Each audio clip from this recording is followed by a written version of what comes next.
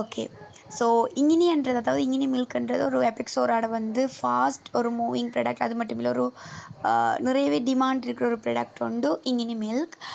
இதில் main ingredient சரியா முக்கியமான மூலப்பொருள் என்னன்னு சொல்லி பார்த்தீங்கன்னு சொன்னால் அதாவது தேற்றான் விதை. இப்போ உங்களுக்கு தெரியும் தமிழில் வந்து தேத்தாங்கொட்டைன்னு நாங்கள் சொல்லுவோம் சரியா.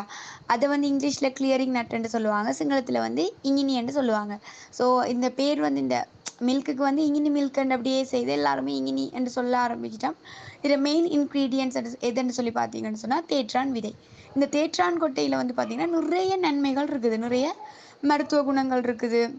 இது ஆரம்ப காலங்களில் வந்து தண்ணியை சுத்திகரிக்கிறதுக்கெல்லாம் பயன்படுத்தினாங்க சரியா. ஸோ உண்மையிலேயே வந்து அந்த தேற்றான் கொட்டையில் இருக்கிற அந்த மருத்துவ குணங்கள் தான் இந்த ப்ராடக்டில் நிறைய பேருக்கு இந்த ப்ராடக்ட் வந்து நல்லாவே ஆன்சர் பண்ணுறதுக்கு ஒரு காரணமாக இருக்குது சரியா. ஓகே.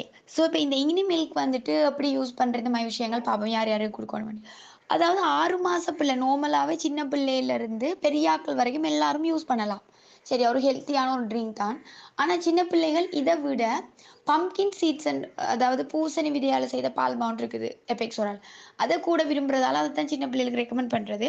ஆனால் அதாவது ஸ்பெஷல் இப்போ கிட்னி சம்மந்தப்பட்ட இஷ்யூஸ் அப்படி ஸ்பெஷல் பிரச்சனைகள் இருந்தால் நாங்கள் தாராளமாக இங்கினி மில்க் கொடுக்கலாம் சரியா சின்னாக்களுக்கு. ஓகே. அடுத்தது வந்து பார்த்தீங்கன்னு சொன்னால் இது வந்து எப்படி தண்ணியை சுத்திகரிக்குதோ சரியா, தண்ணியை போய் சுத்திகரிக்குதோ அதே மாதிரி எங்களோட உடல்லையுமே வந்து பார்த்தீங்கன்னா எங்களோட ரத்தத்தை சுத்திகரிக்கிற வேலையை செய்யுது சரியா. ரத்தத்தில் பிஹெச் வேல்யூவும் சரியா பண்ணுது. இப்போ இந்த இந்த இங்கினி மில்க் சரியா, இந்த இங்கினி மில்க் வந்து இப்போ அதாவது நோயன்றதை பாருங்க.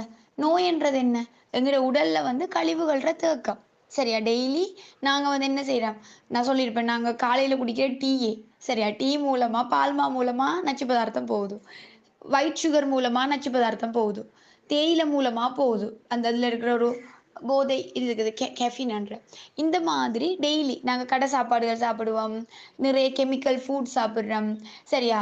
இந்த அதாவது ரசாயன பதார்த்தங்கள் உள்ளடக்கிய பதப்படுத்தப்பட்ட உணவுகள் நாங்கள் அதிகமாக சாப்பிட்றோம், ஃபாஸ்ட் ஃபுட் எடுக்கிறோம். இதில் இருக்கிற நச்சு பதார்த்தங்கள் எல்லாம் எங்களோட உடம்புல என்ன செய்யுது, போய் தேங்கி தான் எங்களுக்கு அது நோயாக மாறுது சரியா.